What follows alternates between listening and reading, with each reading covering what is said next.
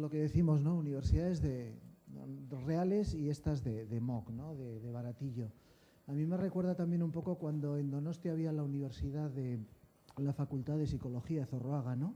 Y salían ofertas de trabajo diciendo abstenerse los de Zorroaga. Yo no sé si habéis vivido esto, ¿no?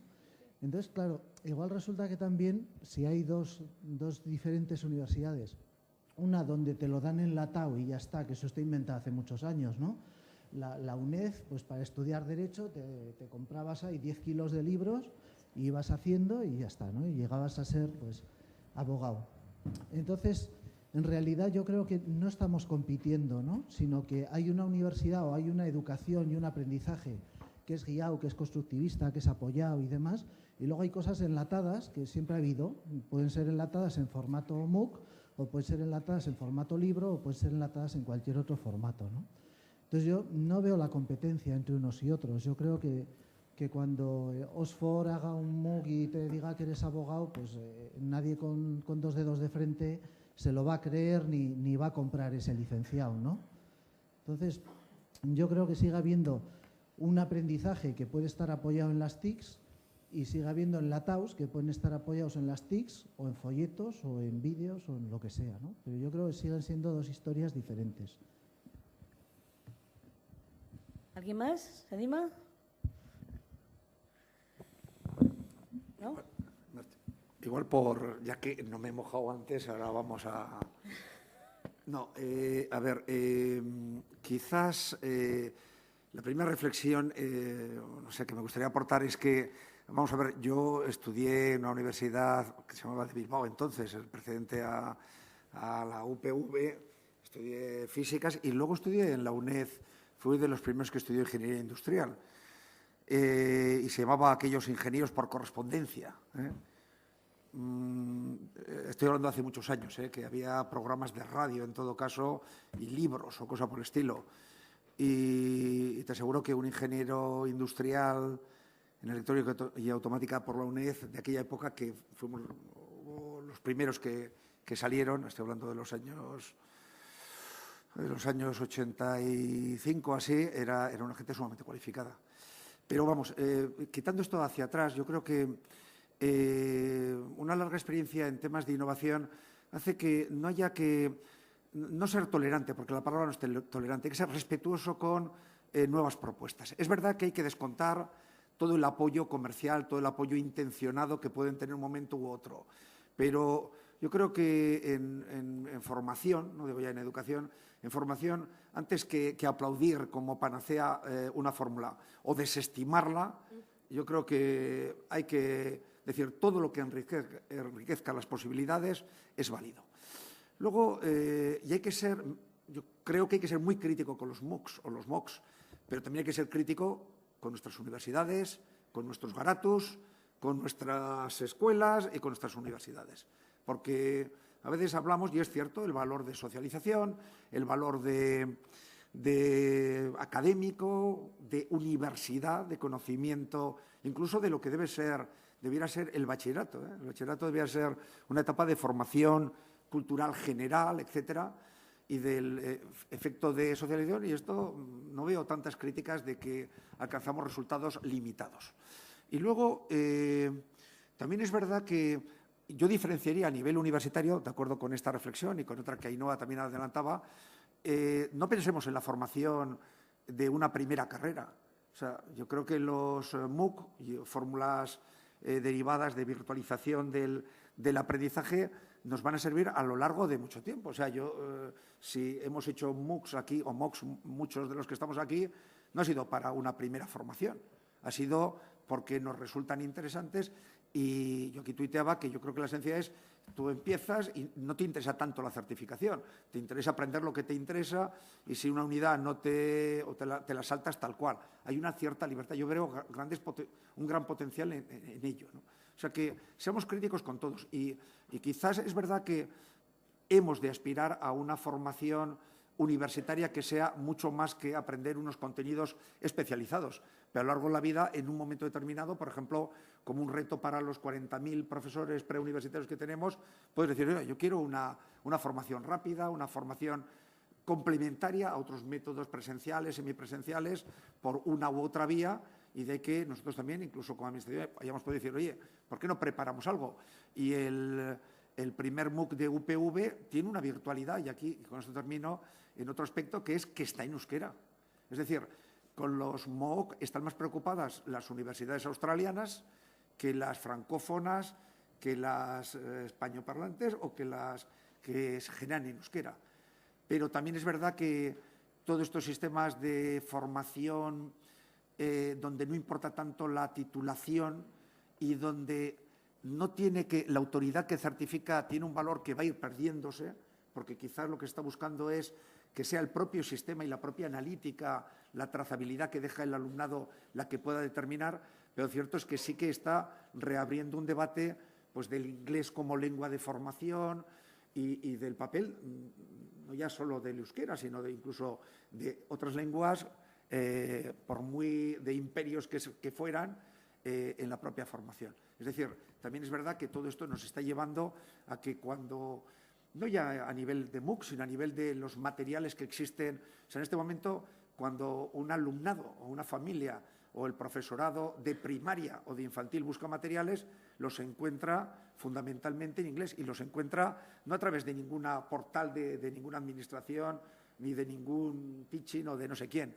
Los encuentra con web semántica, los encuentra directamente. Tú dices, yo quiero buscar en euskera qué es lo que hay hecho por quien sea y los encuentra en un idioma, en otro y demás. Entonces también es verdad que esto vuelve a reabrir un debate en cómo asegurar la pervivencia de las identidades, porque estamos jugando de seguir manteniendo un planeta que sea profundamente humano, en el sentido de que tenga unas raíces propias, pero al mismo tiempo que está conectado planetariamente. Yo no creo, por generar un poco de debate, antes en la comida decíamos, pues si hay que estar a favor, estamos a favor, y si hay que estar en contra, estamos en contra, ¿no? Pero yo me atrevería a hacer una apuesta, y es que vamos a tener MOOCs, yo auguro que va a haber MOOCs hasta que haya algo que sea más perverso, si queremos enfatizar las vertientes peligrosas, que las tiene. Vamos a tener MOOCs, y porque yo creo que habrá MOOCs, y atención a mooc.org, que YouTube va a lanzar con edX a partir del 1 de enero, donde evidentemente ellos también generan como un límite entre las 7 universidades anglosajonas de élite y el resto, no ya de universidades, de cualquiera que quiera hacer cosas.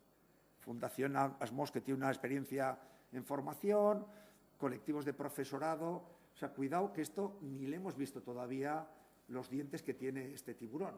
O sea que, y sin embargo, yo creo que esa misma crítica que aplicamos a nuevas fórmulas, debiéramos aplicarla también a viejas fórmulas. Y decir, si estamos buscando generar redes sociales, si estamos buscando trabajo por proyectos colaborativos, etcétera, esto también se puede hacer por MOOCs, si tienen la parte social, la parte de contacto de alumnado mejor o peor. ¿Contestáis alguno? Bueno, a mí se me ocurre una cosilla yo estoy más o menos de acuerdo con lo que se ha dicho. En cuanto a lo de la lengua y lo del euskera y todo eso, yo, como soy muy positiva siempre, lo veo incluso como una oportunidad, porque realmente nosotros, el que se ha hecho que yo conozco, que es sobre Android, etcétera, la tasa de abandono fue, bueno, no se le podría llamar masivo seguramente, porque era, no sé si eran 100 y pico, 200, tengo por ahí los datos, pero bueno, quiere decir que en euskera 200 es muchísimo si lo ponemos en proporción, y 200 personas han estado colaborando y han estado estudiando y han estado aprendiendo y han estado en contacto sobre un mismo tema. ¿Qué puede ofrecer para alguien que se quiera animar o no se quiera animar a empezar a hacer? Por ejemplo, un instituto, una ikastola, una universidad que pueda poner parte de su conocimiento con contenidos abiertos, que todo el mundo pueda acceder a ello y todo eso, es que no veo incluso ni por la parte que yo veo todo lo que dice Ainhoa y lo tengo clarísimo, etcétera. Incluso viendo todo eso, creo que no hay alternativa, que es que no que no hay alternativa, es decir, los MOOCs se van a seguir haciendo, nosotros entremos en ello o no entremos. Es decir, podemos tener las pataletas que queramos, como en otros sentidos, etcétera. Eso por un lado. Y en cuanto a nosotros, a nuestras instituciones, yo lo que sí vería es que si se hace por motivos propagandísticos, porque está de moda y porque está bien y no porque realmente crees que quieres participar en la sociedad y que quieres abrir tu contenido, porque claro, los dos objetivos son diferentes, aunque no excluyentes, pues si quieres hacerlo por eso, hazlo bien. Eso para empezar, porque si estás dando un poco la impresión de lo que tú eres en ese curso y luego haces un churro porque ni tienes los medios, ni conoces el medio, ni haces nada, pues entonces la propaganda puede ser justo lo contrario de lo que estás buscando. Si lo haces convencido porque tú quieres dar parte de tu conocimiento, adelante. Yo ahí sí que no veo ninguna pega de ningún tipo. Y además, si es en euskera, muchísimo mejor. Bueno, yo quería hacer un inciso con respecto a lo que está hablando de contenidos abiertos, ¿no?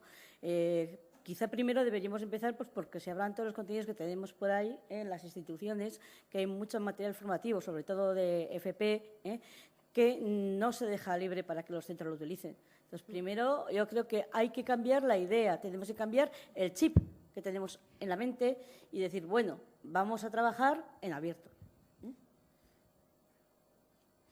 Y luego, hablando un poquito de lo que decíamos al principio y sobre todo también un poco de algo que estáis hablando ahora de la comunidad, me gustaría hacer una pregunta a la mesa, que es que ¿dónde queda teóricamente esa comunidad que se dice que se crea en los MOOC? Porque se dice que es un aprendizaje basado en comunidad, pero ¿qué pasa después?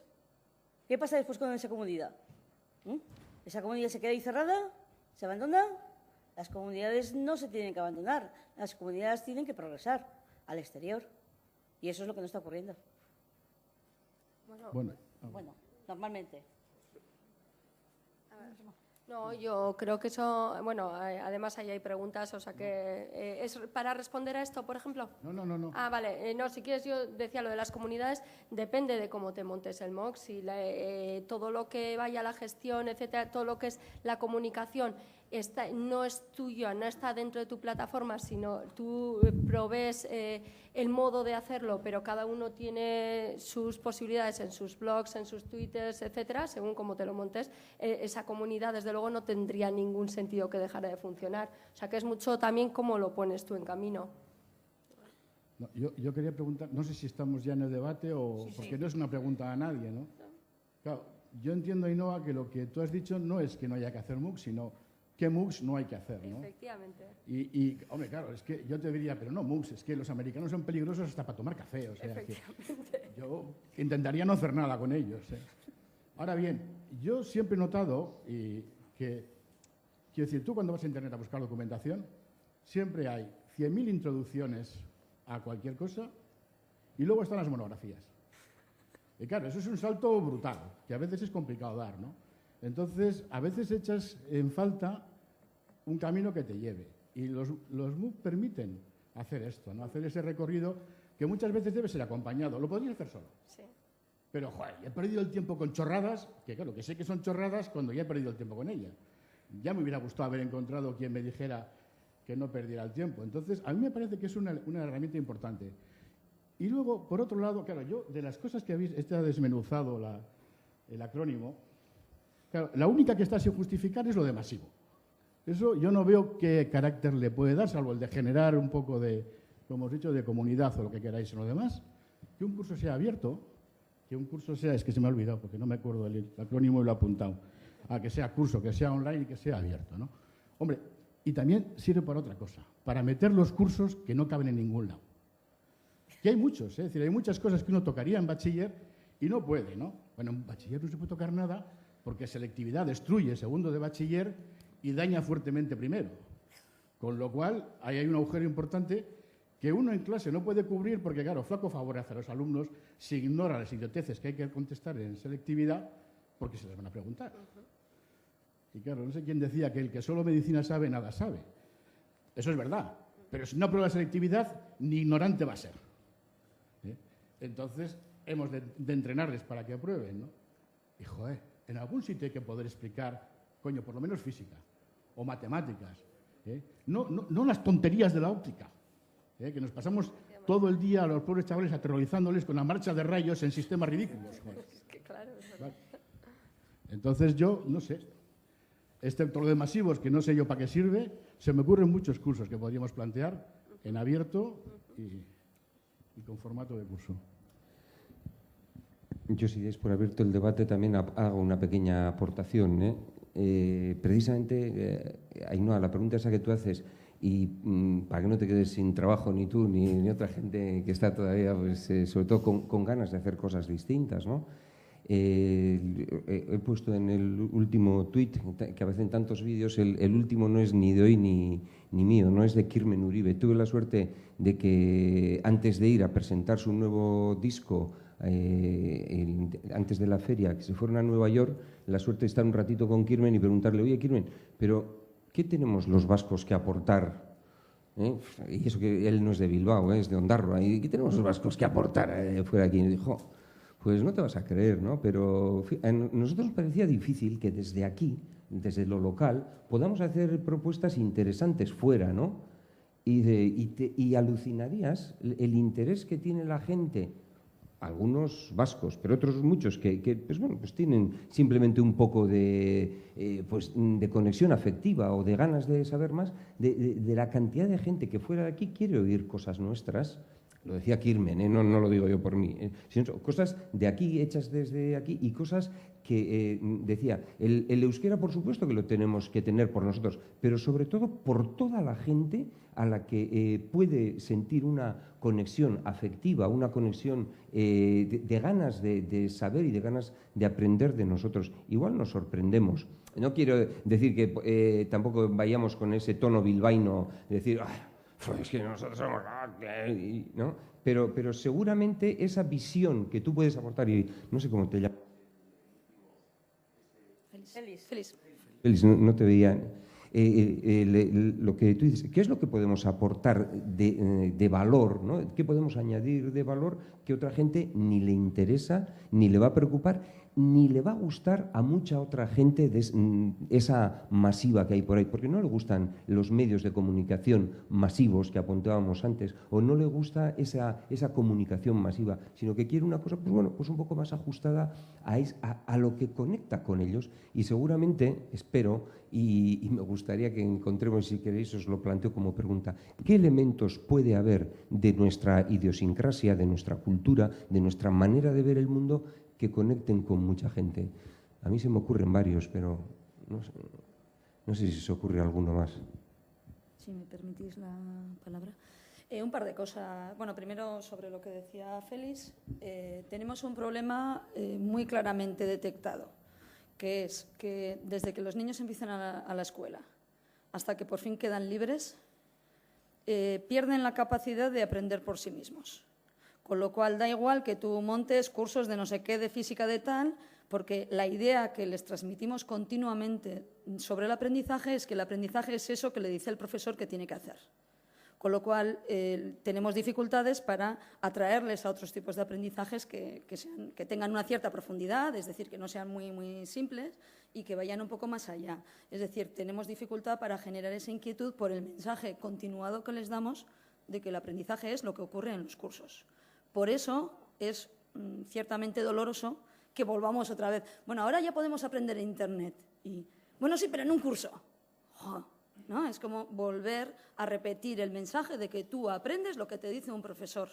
Y cuando intentamos salir de esas redes, cuando les hacemos propuestas que creemos que son interesantes de aprender, ¿no? Que no es la selectividad, sino otras cosas, la gente no se apunta. No van, ¿no?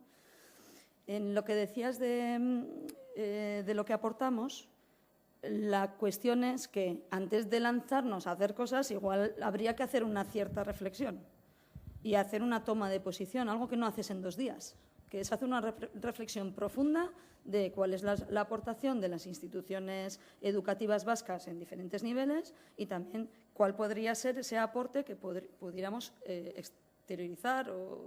Pero, claro, eso requiere tiempo. Y entonces ya no estás en la ola de la moda. Y entonces eso tiene su desventaja, ¿no? Que estás tú aquí. Eso... Yo quería poner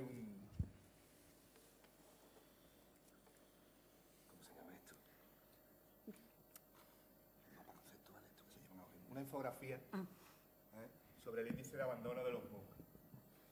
Algo que no hemos tratado. Perdón un momento. ¿Alguien ha leído alguna vez los trabajos de David Noble sobre la enseñanza? Él no habla de los MOOC, habla de la enseñanza a distancia, que hay experiencia de todo el siglo XX en Estados Unidos. Porque los datos que tiene son demoledores, ¿eh? ¿Habéis leído o no? Es que no sé si No, yo no. ¿Cuál es la referencia? ¿Cuál es la referencia? David F. Noble. Acaba de morir, yo creo que estaba en la Universidad de Nueva York. ¿Y qué decía demoledores en cuanto al abandono? Al abandono bestial. Es más, incluso que el propio abandono había generado una consecuencia perversa, y es que el abandono interesa. Porque, claro, tú ya no tienes que equipar la universidad. De repente te encuentras que vas a tener una matriculación masiva, que van a estar 2 o 3 meses ahí peleando y luego van a desaparecer, y solo tienes que poner tutores para los 4 bobos que se queden al fin de fiesta. Con lo cual el negocio era estupendo y generaba más negocio, claro. Sí. Esto es solo una infografía que hicieron una gente. Si os fijáis en naranja está el índice de abandono de los MOOC más conocidos que ha habido, digamos, con grandes números de verdad. Por ejemplo, 23.000, 39.000, 61.000, 102.000 estudiantes, tira para abajo. Voy a hacer un poquito más pequeño, ¿no? Pero bueno, básicamente si veis, en líneas generales solo se queda poquísima gente en el curso. Eso no es MOOCs, ¿eh? Quiero decir, ahora vas al CCC y te sacas la guitarra en un mes, claro, y viven de eso. Lo que yo quería decir, y era, esto lo hay, igual que tú has dicho, lo hay en los índices de abandono en todos lados, y ahora mismo con todo el tema de los datos PISA, están la gente muy preocupada también con el abandono. Yo quería decirte un ejemplo para mí fundamental, es la diferencia, por ejemplo, entre el índice de abandono en Andalucía, que es el más grande del Estado, y el del País Vasco o Navarra. Nosotros estamos en torno al 35 en primaria y secundaria, y vosotros estáis en torno al 10. La diferencia no es abismal. Hablo de la presencial, que no hablo ni de MOOC, ni de a distancia, ni nada. Hablo de la presencial. A mí lo que me sorprende es que se vuelvan a traer, como siempre. Yo recuerdo en el 90 y tanto, cuando empezó todo el tema del e-learning, la gente empezaba con el debate de las plataformas, LMS por aquí, LMS por allá, que si Blackboard, que si Moodle, que si no sé qué. Y veo volver de nuevo, 30 años después, a las mismas discusiones. Que si masivo, que si abandono, que si LMS, que si ahora EDX. Bueno, ahora hemos sustituido los acrónimos otra vez. Hemos quitado Moodle, Blackboard y todas las que había, WebCT, y las hemos sustituido por EDX, Coursera, etcétera, etcétera. Pero estamos de nuevo en la misma discusión. Y que hoy, en 2013, sigamos hablando de masivo o no masivo, o todo este tipo de conceptos que ya lo hemos discutido, que como tú mismo has dicho, muy bien, hay mucha base y mucho ya estudiado al respecto. ¿Cómo se puede defender cuando, según esos cánones como PISA y demás, estadísticos, es muy malo tener abandono? ¿Es posible defender una herramienta que tiene uno de los más altos índices de abandono del mundo? O sea, la contradicción, cuando tú defiendes algo en base a unos criterios que has puesto tú, no lo he puesto yo, que tú mismo has puesto esos criterios, me parece que como mínimo es una trampa y como máximo es una estafa. Porque estás defendiendo algo con unos criterios que te llevan a un lugar que la lógica consecuencia sería, con tus presupuestos, no digo que sean los míos, con tus presupuestos diga, pues esto no tiene sentido. Como mínimo yo me pregunto eso. Y como mínimo me pregunto por qué se vuelve a esa discusión. Dujyama, que es el creador de Moodle, mucha gente no lo sabe, pero Dujyama en una entrevista de hace un montón de tiempo, bueno, yo lo voy a decir a lo bestia, Dujyama no decía esto, que no me pegue después de Dujyama. Dujyama habla de que Moodle es una cárcel. Él lo dice del siguiente modo, y estas sí son palabras suyas. Moodle es un sistema de control. Cuando a mí alguien me habla así de claro de un sistema educativo, pues lo veo yo, estamos hablando de otra cosa. Pero es que lo dice el creador, que además Dujyama venía de trabajar con WebCT. O sea, que él había salido de WebCT y lo que quería era transformar una herramienta que ya era Para no hablar, que los que hemos trabajado con WebCT, las primeras versiones, o Moodle en las primeras versiones, era terrorífico. Y él lo que quería es llevar el constructivismo a una herramienta como las herramientas de LMS. Y ahora lo que hacemos es sustituir el concepto de LMS por el concepto de MOOC. Pero es lo mismo. Yo no estoy para nada de acuerdo de eso, pero como hay... Es que nadie discutió nada. Nada, además. No, estaban pidiendo la palabra allí. Alguien le ha pedido la Sí. palabra por ahí, perdón.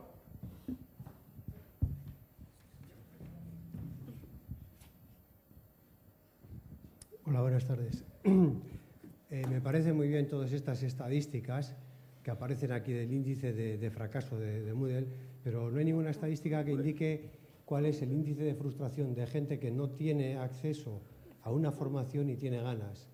Gente que no tiene posibilidades porque está trabajando, estamos mezclando, para mí, estamos mezclando los dos tipos de formaciones. La formación obligatoria que te puedes permitir el lujo de que sea presencial, y como comentaba antes Miquel, la formación de esa gente que tiene que aprender a lo largo de la vida, y como yo, por ejemplo, vivo en un pueblo y sale de trabajar a las 6 de la tarde y estará muy bien todos los sistemas presenciales y todo lo que quieras, pero si no tienes una herramienta que te eche una mano, y hay un montón, sí, esa estadística que pones ahí a mí me parece que está muy bien, pero y el de la cantidad de gente que está queriendo llegar a algo y no tiene disponibilidad física, esa también sería una buena estadística. Yo en eso de las cifras, y además salió, justo estaban hablando en el debate ese de Berlín, también es decir, ¿y qué te importa a ti el número de abandonos? O sea, ¿y a quién le importa ese número de abandonos? Si tú estás ofreciendo algo gratis, la gente puede entrar para cotillear, puede entrar para formarse, puede entrar y no gustarle, puede abandonarlo por un montón de factores. Si tú estás ofreciendo algo de manera altruista y lo que te quedas es con sus datos, cuando hace clic, cuando no hace clic, tampoco te tiene que importar para mí mucho. No es un índice que yo tendría en cuenta. Por ejemplo, más tendría yo en cuenta es el objetivo. ¿Para qué quiero yo crear un MOOC? ¿Voy a ayudar a alguien con esto? Si realmente mi sentimiento en ese sentido es limpio. Si estás ya por otras historias, pues ya lo que quieras. Y entonces digo, pues lo estoy dejando, y si 3 han hecho, igual son 3 que de otra manera no lo hubiesen podido hacer. Y me quedo con eso en vez de con la tasa de abandono. Yo lo tengo claro. Es que yo incluso diría que la tasa de abandono sugiere lo que se ha dicho anteriormente. Se aprende cuando quien aprende lo desea. Para mí el índice de abandono en MOOC significa que es una oferta en la que la libertad de quien aprende se manifiesta y lo abandonas. Justamente parece que se le puede atribuir a los MOOC lo que queramos, pero no puede ser simultáneamente una herramienta de colonialismo y de adoctrinación cuando no es eficaz siguiéndola por parte de los aprendices, una cosa u otra. Y sí, estoy con Maite, estoy más de acuerdo en el sentido de que hay que ver para qué puede ser útil una metodología u otra, o para qué aporta para destinatarios distintos y para objetivos distintos, distintas pedagogías. Y hay que ver, en ese sentido, los MOOC llenan un elemento. Y también me parece, antes Félix, me parece que comentaba, en el tema de asignaturas, no estoy muy de acuerdo. Quizás dentro del sistema formal de enseñanza reglada hemos dejado atrás a mucho alumnado que tiene intereses precoces, especializados. Y no creo que sean los MOOC la mejor fórmula. Sí, otro tema de foros, de trabajo colaborativo y demás, pero podría ser una manera de atender demandas que están quedando laminadas. No es que dejan de aprender en el sistema educativo. A mí me gustan las referencias, como decir, casi personales. Yo tuve un profesor de física que cada año, en Escolapios de Bilbao, cada año sacaba un físico. Y aquel nos explicaba de esta manera, nos decía, ¿has entendido? Y estamos ahí 40. Y cuando el físico de turno decía así, él seguía. Claro, eso había 39 que si siguiese o no siguiese, no importaba. Y era un gran físico. Igual, no sé, demostraba apasionamiento por su materia. Eso ahora sería inaceptable. Pero conviene que el biólogo, la psicóloga que esté allí y quien se haga tenga formas de poder encontrar con discípulos que tienen el mismo tipo de interés en aulas expandidas, alejadas, probablemente, ¿no? Con fórmulas distintas.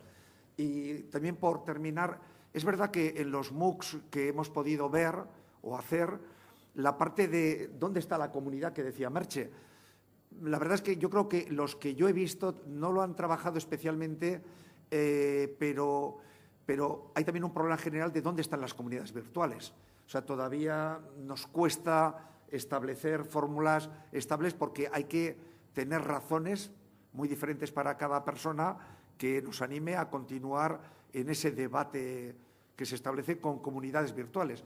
Lo cierto es que quizás hay muchas ofertas de comunidades virtuales y hay alguna gente que participa en muchas de ellas y mucha gente que todavía no le ha encontrado el secreto, porque igual hemos de especializarlas, hemos de hacerlas más amigables, hemos de hacer que llegue a más gente, hemos de simplificar el uso de tanto perfil que hay que manejar para mantener debates que son casi en paralelo. Pero es una oportunidad que tampoco veo que las universidades favorezcan, digo, universidades o la enseñanza presencial que esté favoreciendo comunidades más amplias que las meras de quienes se encuentran físicamente en un aula. O sea que es una recriminación que se puede hacer a determinados MOOCs, pero también se puede hacer a otras fórmulas. No veo que Garatu o tantas fórmulas que hemos tenido, incluso online, lo haya trabajado. Incluso a plataformas en este momento, a LMS o a lo que se quiera, hay quien lo tiene más desarrollado, quien lo tiene menos, y en parte también, y a veces respondiendo a razones comerciales, es porque no hay demanda. Tenemos que tener una comunidad docente que le saque más provecho y una comunidad ciudadana, discente, de familias, de comunidad escolar, que empieza a ver las posibilidades, y para ello pues nos tenemos que prestar un poco todos, ¿no? Arratsaldeon, eskerrik asko guztioi. Simplemente, volviendo al título, ¿se aprende en un MOOC? Alguno, si os atrevéis a dar una respuesta, porque he venido sobre todo por eso. Al margen de que nos pueda servir o no, no sé, las tasas de abandono, que la enseñanza reglada las tiene a mansalva, mucho más de lo que quisiéramos los docentes. Al margen de que nos sirva o no para ese tipo de gente que decía este señor que, por lo que sea, un día ha abandonado y le apetece. Hay un montón de enseñanza no reglada para la que nos puede servir. Hay otro tipo de plataformas. ¿Se aprende en un MOOC? La respuesta es clarísima. Si tienes ganas de aprender, sí. O sea, es decir, otra cosa es que estés de acuerdo con el punto de vista pedagógico que te ofrece ese MOOC en concreto, que puede ser más pasivo, más activo, más en comunicación con el resto, etcétera. O sea, puedes estar, pero claro, es que muchas veces nos ponemos a criticar lo de los MOOCs y la enseñanza online y todo eso, dando por supuesto que en lo presencial siempre todo es mejor, que eso también es un error de mucho cuidado, porque todos conocemos sesiones presenciales que, vamos, que casi mucho mejor con que te pongan un vídeo, te lo expliquen y luego te hagan un multiple choice. Entonces, yo creo, la respuesta para mí, evidentemente, todo depende de lo que tú quieras hacer y si tú quieres, están muy bien. Algunos MOOCs en los que yo he participado, por supuestísimo que si tienes ganas de aprender, aprendes. Aprendes de una manera más conductista, igual, porque te lo dan todo más visto, y en otras aprendes más a través de la comunidad. Pero aprender, por supuesto que si tienes ganas, aprendes. Sí, y sirven. Yo eso lo tengo claro. Porque digo, bueno, sí, define aprender. Eso. ¿Qué es para ti aprender? Pues yo te respondo, si tú me defines aprender, yo te respondo. Por una cuestión, mira, te voy a poner un ejemplo muy, muy simple. Y tantos años de educación, a lo mejor no acabamos. No, pero un ejemplo, a ver, si lo mejor es decir Yo he venido ejemplos. a saber si se aprende o no. La respuesta depende de Para lo que se aprende. la formación, por ejemplo, del profesorado o de cualquier otro gremio, ¿es o no una herramienta válida? Eso es lo que me importa a mí. Bien, yo te respondo primero al no. Al margen de yo que te la digo no y después te lo universidad y la enseñanza arreglada, ay, qué miedo nos da. ¿Pero qué es lo que quieres? ¿Que alguien te diga que sí? ¿Que buscas una formación de autoridad? Claro. Bueno, ya te he dicho. a ver, y la mía que he dicho que no. Lo contesto yo, que no estoy en la mesa. Vale, venga. Porque además te feliz. puedo contestar desde el fracaso. Porque antes cuando ha preguntado quiénes habían matriculado, yo ni levanto la mano, y eso que me he logueado en un montón, porque yo me logueo en todo, pero bueno. Y cuando estoy en la lista de fracasados, porque porque no acabó ninguno, quiero decir, es fácil de No es la de lista de recordar, fracasados, ¿eh? no te pongas etiqueta. No, eso no me importa. Quiero decir que si me hubieras preguntado al principio si iba a acabar, ya sabía que no. Yo entré, cogí lo que me interesó y me fui. Y ya Y está. punto pelota. Entonces, el secreto de ahí sería abierto, porque cuando yo he comentado la parte perversa de la enseñanza a distancia es cuando tiene la parte comercial, que de repente interesa matriculación para financiar. Si quitas eso, con siendo un curso abierto, quitas la mitad del problema y gran parte del problema de los americanos. No sé si... Yo diciendo, respondiendo a lo que decías de si se aprende, yo creo que más bien se asimila. Si quieres, asimilas conceptos. Aprender para mí es otra cosa. ¿Qué tal si... ¿Puedo hablar un momento? Que llevo aquí con el micrófono media hora y ya no sé cómo quitármelo de encima. Aquí no se ve. No se os ve. No se os ve, es que no se os ve nada. vemos, de verdad. ¿Quién ha hablado? Yo he hablado. Es que no, de verdad que no se ve con los focos. Sí. Sí, soy yo.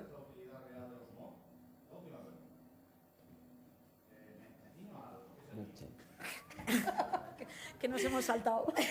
Bueno, es que hemos derivado en otras cuestiones, pero bueno, vamos a, como tú dices, retomar un poco. Vale, retomamos tu pregunta, pero no vamos a dejar a Víctor con el micrófono en la mano. O sea, Víctor, por favor, cuéntanos un poquito. No, bueno, me parece que ahora realmente el debate se está poniendo muy interesante, ¿no? Yo quería decir dos cosas, fundamentalmente, quizá luego suelto alguna más, pero a ver, yo veo en los MOOCs una parte comercial o una parte, digamos que es la parte más negativa, ¿no? Están de moda ahora y como están de moda hay que hacer MOOCs. Entonces todas las universidades apuntan a hacer MOOCs y las instituciones dicen vamos a por ello, que también nos interesa esto para la formación del profesorado y para otras cosas.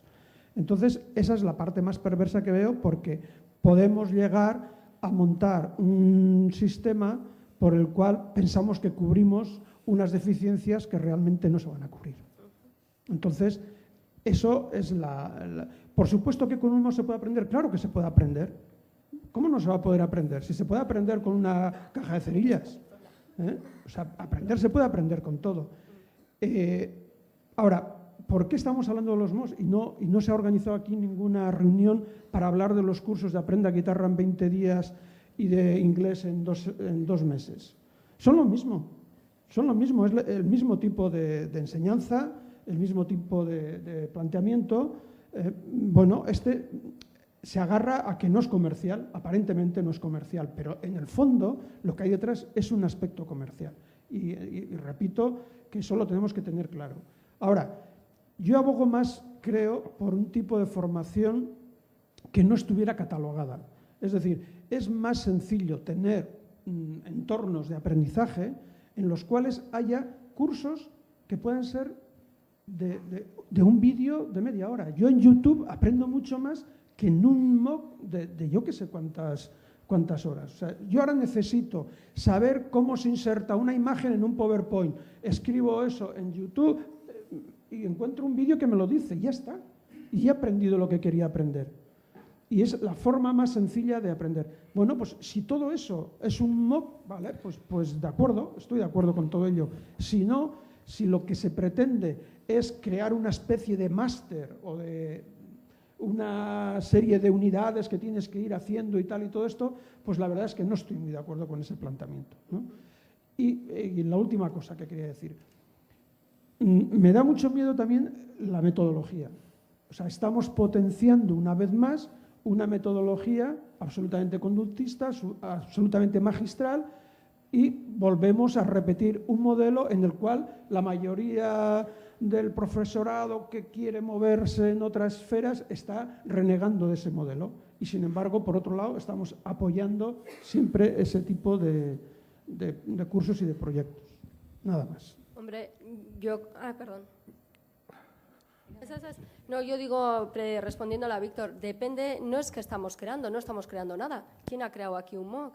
Y el que cree, eso es, nosotras con lo de Lega, que sí que era, pero podemos pensar en el tipo de pedagogía que queremos. Si yo, por ejemplo, si estoy pensando en la universidad en hacer algo, tendré muy en cuenta qué tipo de pedagogía, porque si en Mondragón Universitatea, por ejemplo, ya aprovecho ya para que el Pisuerga pasa por Valladolid, ya que estábamos oyendo todo el rato de la UPV, pues ya que Mondragón Universitatea, si está pensando en hacer algo de eso y su proyecto presencial, desde luego, tiene que ver con el trabajo, con el aprendizaje activo, etcétera, sería un error por nuestra parte, desde luego, que nos dedicáramos a hacer un MOOC con una pedagogía, desde luego, conductista y que pusiéramos 4 vídeos y venga, y 4 preguntas. Entonces, yo creo que está en nuestra mano. El otro día, y volviendo a lo de Berlín, fui a un taller en el que era el título, que además puse las diapositivas y eso en Twitter, que era Crea tu propio MOOC. Y ahí aparecían algunas pistas muy importantes, pero luego yo me llevé unas fotocopias que eran realmente las que utilizamos en el taller y era, bueno, pues lo que quieres tú un poco la fórmula de, a ver, cosas prácticas y todo eso, pues ponía, bueno, pues primero fíjate en esto, fíjate en el otro, fíjate en lo otro, tal, los pasos que podrías hacer y entonces dentro de esos pasos, pues fíjate en la pedagogía, qué es lo que quieres transmitir, qué es lo que quieres dar, cómo lo vas a hacer, en las herramientas, o sea, un poco toda la perspectiva global para crear un MOOC, si ya nos ponemos en el plano de ya entramos en lo práctico. Entonces, claro, yo creo que si estamos pensando en hacerlo, a eso es a lo que me refería desde el principio, vamos o cómo vamos. Cada uno que haga lo que le parezca, que va a utilizar sus propios medios. Seguramente otra cosa es la administración. Si la administración lo va a hacer, ahí estamos todos para estar ahí pidiendo cuentas, eso sí. Pero si lo va a hacer una organización más o menos privada, o un instituto, una escuela, yo si tuviera, desde luego, yo veo aquí gente de Icastolas y de esto, podría hacer una cosa digna, no hace falta que se me apunten 80.000. Y aprovecho ya para dar los datos que me ha mandado Gorka, que es en el Android MOOC, para que os hagáis una idea, de matriculados 436, gainditutakoak, que lo han superado 118, con lo cual no tiene nada que ver con esa historia. El perfil de los, según el sexo, dependiendo del sexo, de hombres 322 y mujeres 114, y de provincias y tal, pues 122 vizcaínos, 242 guipuzcoanos, 24 de Áraba, 44 de Nafarroa, 1 de Irlanda, 1 de Bélgica y 2 de Madrid. Bueno, pues han hecho ahí el curso yo creo que es interesante para lo que estamos hablando. Yo quería también, si puedo, bueno, no, si va a terminar. No. Que yo quería contestarle a, ¿cómo te llamabas, perdón? Tú. Sí. Bueno, estaba ahí hace un momento. Se ha ido. Es que no se pues ve nada. entonces, creo que no te voy a contestar a ti por él. No, pero había dicho algo importante. Si yo puedo aprender en algún lado y no tengo la posibilidad porque estoy en un sitio, cojo lo que sea. ¿Vale? Pero para mí, yo no soy muy partidario de datos, pero de vez en cuando me gusta utilizarlos. Solo el 30% de la población mundial tiene acceso a Internet. Vamos a poner la cosa en su contexto. Solo el 30% de la población mundial tiene acceso a Internet. Y además es la población más pobre, que su preocupación es comer cuando llega. Entonces, cuando hablamos de educación tendremos que contextualizarla, que creo que es imprescindible. Nos lo hemos saltado, pero a raíz de la pregunta creo que había que hacerla constar, igual que tú has hecho ese MOOC, yo lo seguí también, y me pareció tremendamente interesante, a pesar de que yo pueda ser crítico. Otra cosa es que lo que sí me gustaría preguntar es, yo personalmente creo que la pedagogía ha hecho mucho daño a la educación, lo digo así, si me lo permiten, la pedagogía como institución, ¿vale? Entendedme, no digo ningún pedagogo, no digo ningún docente, ni digo nada de eso. Y lo digo por una razón. Estamos trabajando con conceptos teóricos y con conceptos científicos y determinados conceptos que fueron superados hace mucho tiempo por la física, la biología del siglo finales del XIX y principios del XX. Nadie hace referencia a la teoría del caos, nadie hace referencia a muchísimas teorías que han tirado muchas cosas por tierra que creíamos y seguimos trabajando con conceptos del siglo XVIII y siglo XIX. O sea, eso alguien lo tendrá que decir. Entonces, lo que para mí se trasluce detrás de MOOC es, se aprende, porque yo giraría la pregunta, que era como yo quería terminar mi intervención, pero se me ha olvidado. Como ya dije, he puesto la que iba a dar está ahí, la que he dado no sé.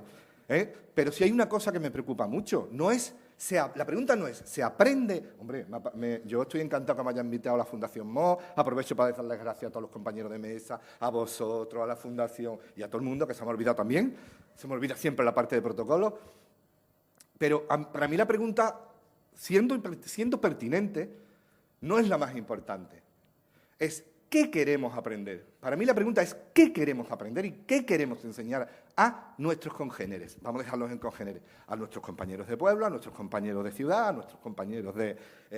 vamos a ir subiendo en la estructura. Entonces, dejando claro que solo el 30% de la población tiene acceso a Internet y que además ese 70% pasa literalmente hambre, ya empieza a pasar.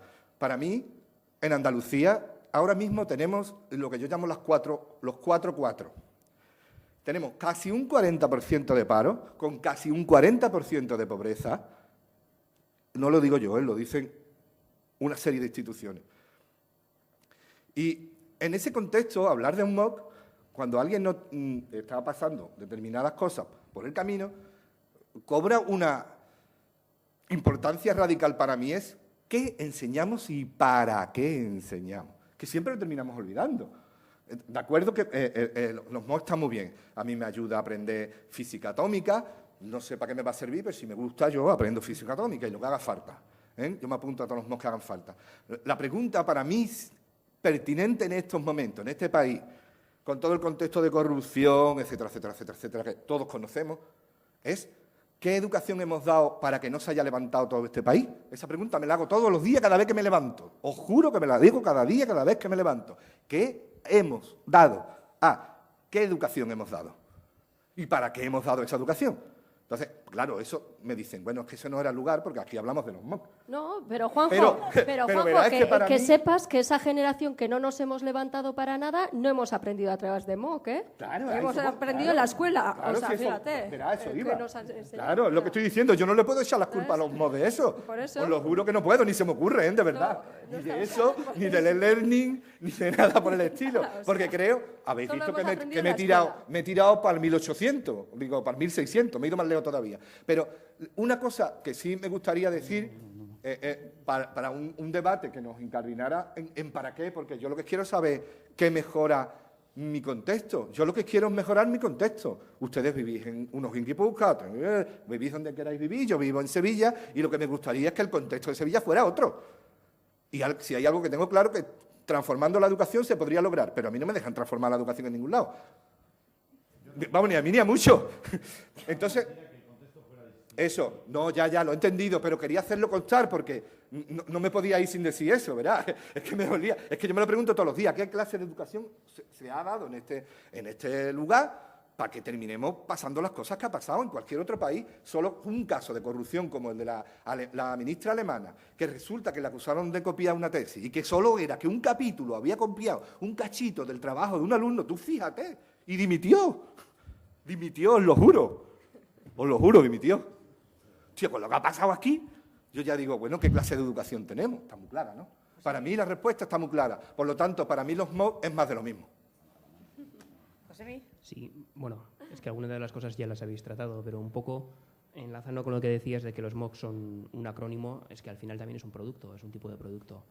Entonces, claro, si estamos hablando de lo que decía Maite, de hágase su propio MOOC, yo creo que todos estamos de acuerdo. O sea, si impulsamos el que somos capaces de crear y compartir contenidos, que somos capaces de entrar en contacto con otros profesores, de aprender, pues nadie va a estar en desacuerdo con eso, ¿no? Lo que de alguna manera da miedo de los MOOCs es que se está aprendiendo un producto muy concreto y que se está centralizando en unas plataformas muy concretas el cómo aprender y el qué contenidos se dan. Entonces, yo sí me gustaría saber si se va a impulsar desde las instituciones públicas algún tipo de plataforma de ese tipo o no, o se va a impulsar más algún tipo de forma de compartir contenidos entre profesores en abierto. Miquel. Bueno, desde la administración lo que no se va a hacer jamás es proponer una única metodología, un único modelo de aprender, un único modelo. Lo que sucede es que desde la administración lo que se va a hacer es generar, sobre todo desde una administración como ha sido, yo creo que esto con independencia de colores y desde la etapa de autogobierno es en una realidad educativa tan plural, tan diversa como la vasca, dar oportunidades para que las familias, para que puedan elegir modelos distintos. Entonces, concretamente desde programas que pueden tener que ver con educación digital, jamás se va a decir la plataforma única va a ser esta. Yo creo que incluso los tiempos de aquello de la Escola 2.0 el equipamiento uniforme va a ser señores, vamos a abrir opciones distintas. Si estamos invirtiendo un dinero, volviendo al tema de perfeccionamiento del profesorado, y estamos utilizando ahí técnicas presenciales, online, etcétera, ¿por qué no tener productos también en formatos emergentes hasta ver hasta dónde valen o no valen? Yo creo que lo que hemos de cambiar, o sea, la Administración lo que debe hacer es asegurar, por supuesto, como comentaba ahora Juan José, la inclusión digital. Quienes no tienen acceso, porque lo que se está demostrando por las evaluaciones que pueden medir es el impacto, digamos, familiar en el alcance de competencias de nuestro alumnado. Es más determinante la cultura familiar que impera. O sea, los Estados Unidos lo dice claramente. Nuestros asiáticos norteamericanos están a nivel de Shanghái. Nuestros norteamericanos de los estados del este europeos están al nivel de Finlandia. Nuestros latinoamericanos están a nivel de España y de Grecia. Y nuestros afroamericanos están al nivel de... África no entra en esto, pero pues de los países sudamericanos, ¿no? Entonces, la Administración lo que debe hacer es que no haya recursos que, bueno, están siendo analizados, porque tampoco, es verdad que Ainhoa decía, bueno, habrá que evaluarlo antes de adoptar y demás. También debemos evaluar el rendimiento que han tenido nuestros sistemas de perfeccionamiento del profesorado y nuestros sistemas de ampliar, de virtualizar, en cierta medida, los procesos de aprendizaje. Porque la cuestión no es que se apueste porque vamos a enseñar por MOOCs, sino que la cuestión es que hemos de dar la oportunidad de que quienes quieran aprender lo que quieran aprender porque les interesa o porque lo defienden o les puede ser de alguna validez, puedan tener ese tipo de recurso. Yo creo que es verdad que los MOOCs no se distinguen particularmente por las metodologías que utilizan, porque son todavía plataformas muy simples, que son vídeos, que son una libre interacción, que la parte cooperativo-social está hipotrofiada y lo que se quiera. Pero, a ver, yo cuando he querido aprender de temas de educación digital, en inglés o en español, yo lo he hecho con un método que es profundamente magistral. Yo, oyendo en el coche, en el 1.000.000 de kilómetros que he hecho yendo al Aqua, yo me he hecho adicto a determinados MOOCs. No voy a decir de qué universidades, porque no puedo decir que sean de las nuestras, pero es que es sumamente divertido. Y yo ahí no quiero a nadie que me salga haciendo números, les quería oír. Y os aseguro que a mí, yo he aprendido. Y el método incluso no veía los gráficos, porque conduciendo no se puede hacer, lo metías el MP3, lo descargaba y lo ibas oyendo en el coche. Es decir, funciona. Y francamente creemos que, por ejemplo, complementariamente a nuestros sistemas que son muy presenciales, que son con unos servicios de apoyo, de asesoría, de equipos, no solamente de Richegunes, tenemos varias redes de asesoramiento, etcétera. Tenemos más personal de este tipo que ningún sistema educativo del mundo, etcétera. Pueden estar también la presencia de unos MOOCs que estén hechos con buena... Y esto era un poco la segunda parte. ¿Para qué pueden ser más eficaces? Probablemente para aprender física cuántica, no, porque esos MOOCs están ya hechos. Yo aquí distinguiría también entre... Es un poco el fenómeno de Khan Academy o de Ham Academy, que de alguna manera ahí aprender matemáticas o ciencias y aprenderlo en inglés puede ser útil y ahí no hay que hacer un esfuerzo en una generación propia, pero sí para aprender nuestra historia, nuestro inguru, otras materias para aprender también sobre lengua y cultura propias, vasca, etcétera. Ahí sí que tenemos que generar productos que van a ser complementarios. Aquí nadie está hablando de sustituir, aunque hay quien lo profetiza, y lo profetizan a corto plazo, se habla de 2020, de 2024, incluso afectando a la enseñanza secundaria, no a la primaria, pero se está hablando de se está abriendo una diferenciación entre lo que es la educación infantil y primaria, donde los aspectos de socialización y demás, y estamos pensando que nuevas generaciones van a adquirir ya, al llegar a la secundaria, si la establecemos en los 12 años, una capacidad de aprendizaje autónomo, de aprendizaje en red de otras maneras, que probablemente pongan más en tela de juicio el modelo escolar de secundaria obligatoria incluso, o posobligatoria seguramente antes, de formación profesional antes en el tiempo, universitaria, que no la infantil y primaria, donde la socialización, el contacto directo. Es decir, esto está así, o sea, la Administración no va a decir, señores, suprimimos los cursos presenciales y hemos apostado solo por MOOCs, pero la Administración tiene que decir, hay una demanda o puede haber una demanda de MOOCs sobre perfeccionamiento de profesorado o de MOOCs que hacemos, por ejemplo, en Garatu, o de MOOCs para mejorar nuestras áreas principales, troncales y demás.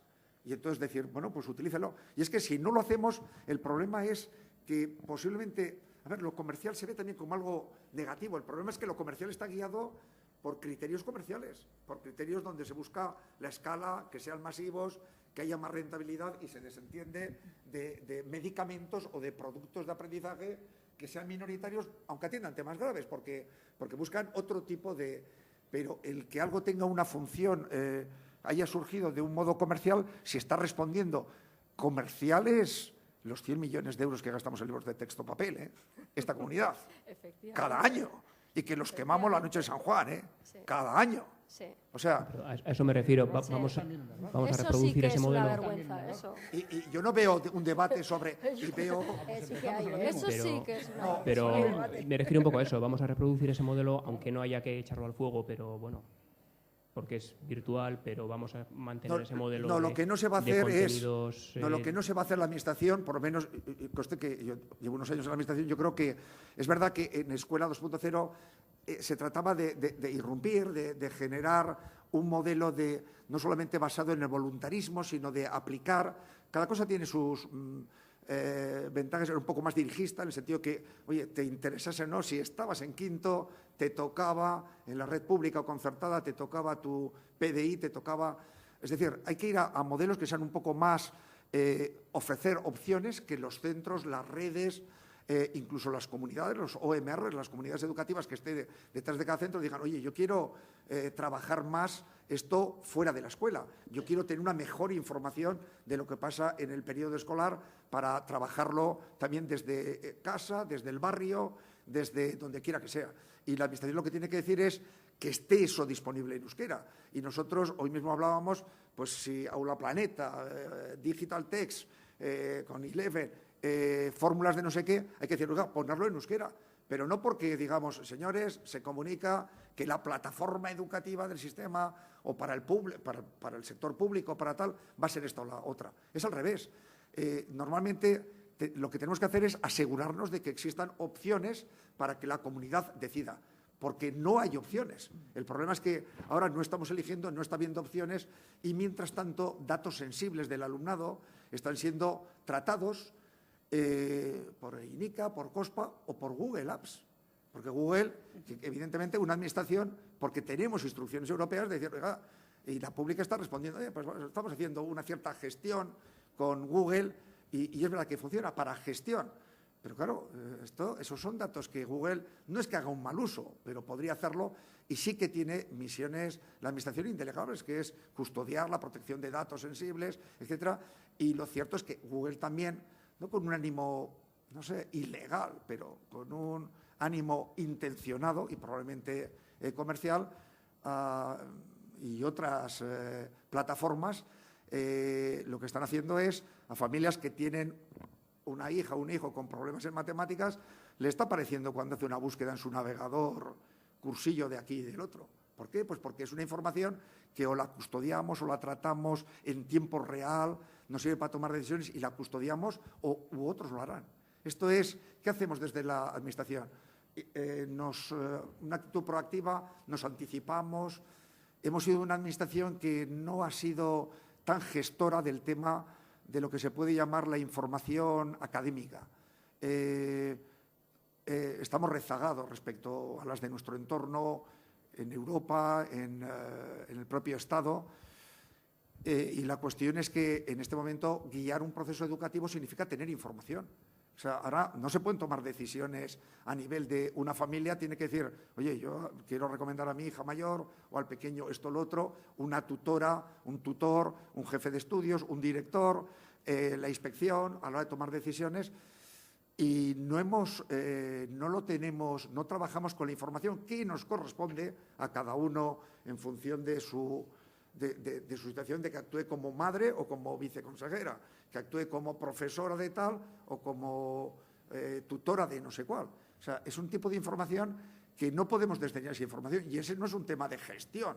Las notas y faltas que la gente ha despotricado, ahora nos piden, y es verdad que lo estamos haciendo mal, en el sentido de estar pidiendo, oye, dame la estadística del alumnado, pero si la tienes tú, o la debieras tener.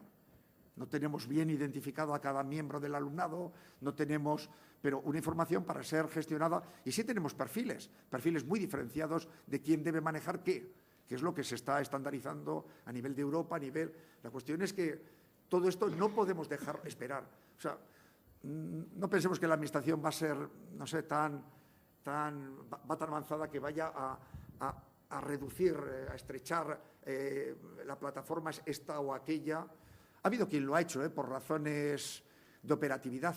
Lo que piensa la administración vasca, lo que yo creo que se impone es que esa decisión ni se haga a nivel de punto neutro como lo lanzó, por ejemplo, en Cataluña hace 5 años Ernest Maragall, a escala de alumnado, de familias, ni que lo haga a escala, y no voy a citar qué administraciones, de toda comunidad.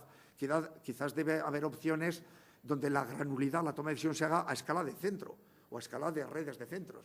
Porque claro, queda perfecto esto de traiga usted su propio dispositivo, pero claro, los estándares de vídeo, lo cuentan en el MOOC de la UPV, de Euskal Herriko Unibertsitatea, no son del todo. Entonces, claro, un centro podrá decir, dentro del escenario de esta escuela, pues recomendamos utilizar este estándar tecnológico, vamos a utilizar este tipo de plataforma, luego la administración pedirá, yo quiero recabar datos de esta otra manera, el valor añadido que usted quiera tratar a los datos que me tiene que dar va a ser de esta otra manera, pero ahí la decisión no puede ser que, oiga, pues yo quiero Windows 8 en dispositivos móviles, yo Android, yo apuesto por iOS o lo que sea, ¿no?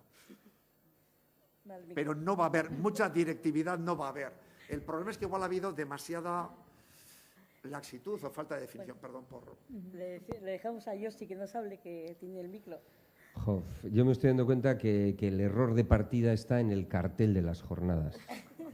Creo que no sé quién ha sido la diseñadora o el diseñador, no sé si está en la sala aquí, pero eso de preguntar, ¿se aprende a través de los MOOCs que estamos poniendo una y otra vez en los tweets? Y Casten Alda, ¿quién es el sujeto de ese verbo?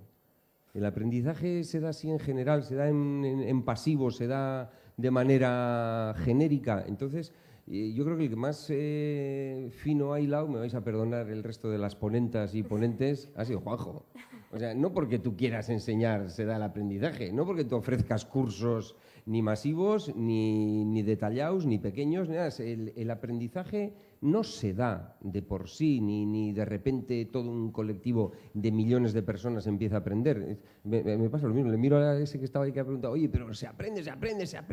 Pues no, se ha ido de miedo. Yo creo que se ha dado cuenta de que el error era básico.